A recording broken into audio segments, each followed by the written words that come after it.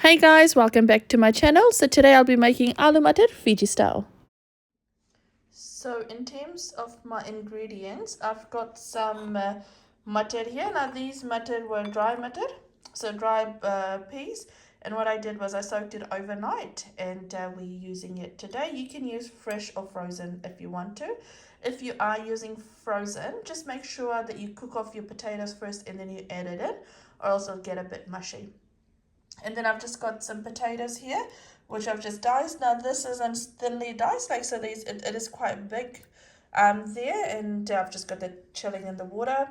And then I've got some chopped tomato. Now you can use fresh tomatoes if you have it. We don't actually have any fresh tomatoes, so I've just got some canned tomatoes there. And then I've got one thinly sliced onion, and then hing. If you're making dal, matar, chana, anything, it's use hing. It's actually really good with that.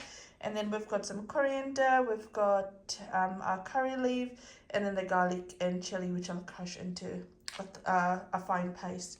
I've also got, in terms of my masala, I'll be using jeera, methi, sarso, hardi, and just the normal masala, so I won't be using these two things. I'll just be using that. And then obviously oil and salt for taste. Now if you are using dry matar, it's good to use baking powder as well. I just don't have any today, but I'll show you how I make it. So in a pan you want to add some oil and just wait for it to get a bit hot, and then you'll want to add in your sarso, so about 1.5 teaspoons of that, and then you'll want to add about 1 teaspoon or 2 teaspoons of jeera, and I'll actually add a bit of methi as well. Methi is optional. I know a lot of people don't like to add methi in their curries. I like to add methi in all my cooking, and we'll just let that cook off for a bit. That's frying off now, and I'll add in my hing. So this step is optional, but if you have hing, try and use it when you're cooking matar or dal or chana and things like that. And then to that I'll add in my onion.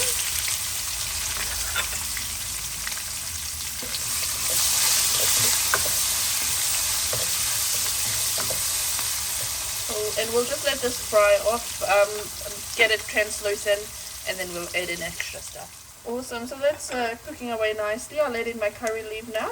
Now if you want, you can add in your curry leaf with your onions as well. That's absolutely fine, but I like to add it a bit later, and we'll give that a quick stir. So to this I'll add in my crushed garlic and chili, and just cook that off a bit.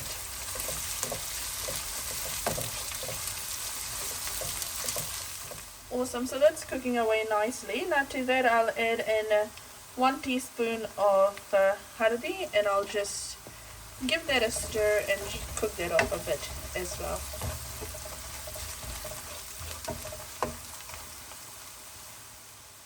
Okay, now that my hardi is cooked off, I'll add in some masala. So I'll add in about 2.5 teaspoons of masala, and then give it a quick stir. Now to that I'll add in my matar. Since this is dry matar that I soaked overnight, we'll cook this first before we add in our potatoes. Now if you have baking powder, which is really important in this cooking, you can add it at this stage as well.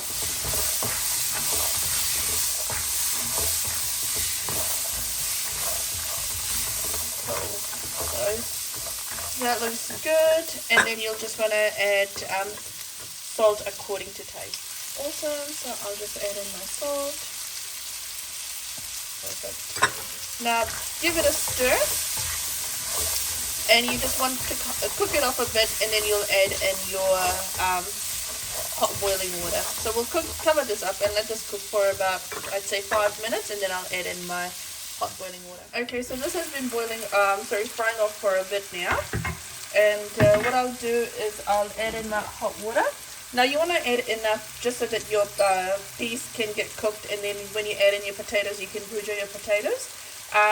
So add about a cup and a half of it.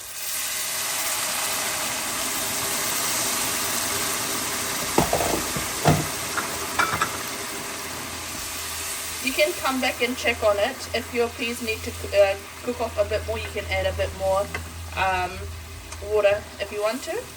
And so just give that a stir and then cover it up and let it cook off. Cook this in medium to low heat, that way the steams can cook off the peas as well. So I ended up adding more water to my matar because it wasn't cooked. If you have added baking powder, because the baking powder will help cook off the matar, you might not need to, but if you don't have baking powder, you will probably need to add a bit more.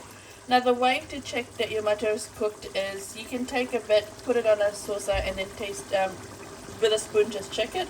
I just like to use my fingers and just kind of go like that, so it's still, there's a bit of bite to it, so I'll cook it off for probably another, I'd say 5 to 6 minutes, and then check back again just to see how that's going and if it needs more water. Now you can pressure cook this as well, so you can, this step you can pressure cook it for about 1 to 2 whistles, or for about 5 to 6 minutes, and then once that's done, then you can continue with adding in your potatoes and that. Now if you're using eggplant as well, if you're using bacon, when you add in your mutton, that's when you want to add in your bacon or your eggplant as well. Alright, we'll go have a look at this. So the water has evaporated and it looks like the matar is almost, it looks like it's getting there. Well, by the time the potatoes will be cooked, the matar will be cooked as well. So to that I'll add in my potatoes. And then you want to give it a good mix. You want everything to be mixed together nicely.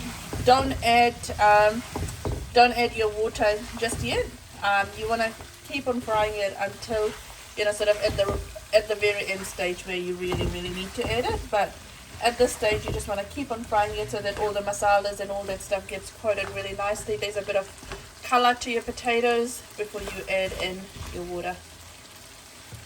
Also, that's, again, I'm still cooking it in low to medium heat. We'll cover that up and then just let that cook. Alright, we'll have a look just to see if it needs any water or anything, and we'll add in our tomatoes in now as well. This is frying away nicely. So to this, we'll add in our tomato. Now, if you are using fresh tomatoes, then you could add it sort of, when you're probably 3/4 ways done with it. This will need a bit of time to cook, but because it is canned tomato, I like to pujo it a bit as well, so I want to fry it off a bit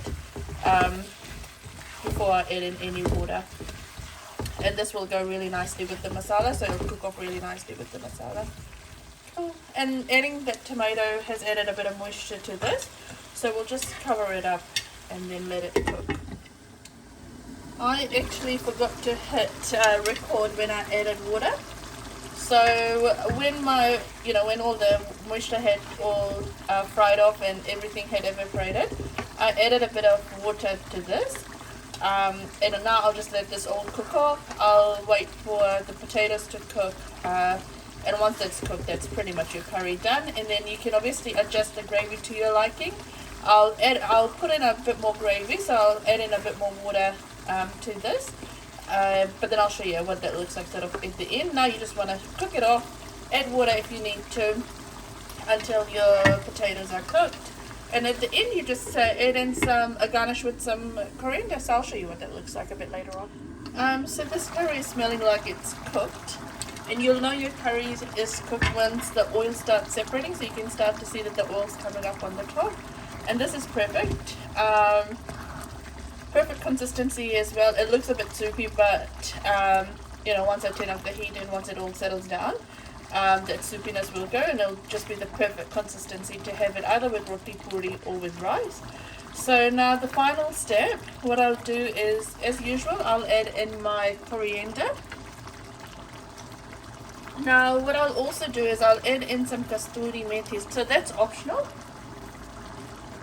And obviously with kasturi methi, that's not the traditional way of cooking it.